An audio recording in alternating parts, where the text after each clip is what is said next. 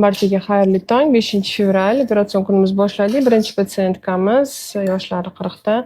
Tuxumdonlarda umuman follikula yo'q edi avval. Bularga PRP amaliyotini o'tkazganmiz. Hozir bitta tuxumdonda 2 ta follikul, bitta tuxumdonda bitta follikul paydo bo'ldi va birinchi bor tabiiy siklda o'sib chiqqan follikulni hozir punksiya amaliyotini o'tkazdik, lekin afsuski follikullarning ichida tuxum hujayra aniqlanmadi. O'zi aslida bunaqa patsientlarga donorlik programmasi taklif qilinadi, lekin bilasizlar, davlatimizda qonun bilan taqiqlangan hamda islom dinidagi patsientlarimiz uchun bu narsa diniy qo'mita tomonidan taqiqlangan, mumkin emas donorlik programmasini bizada ishlatish, ya'ni faqatgina qonuniy nikohda va qonuniy turmushda bo'lgan paralarga buni o'tkazish mumkin hisoblanadi.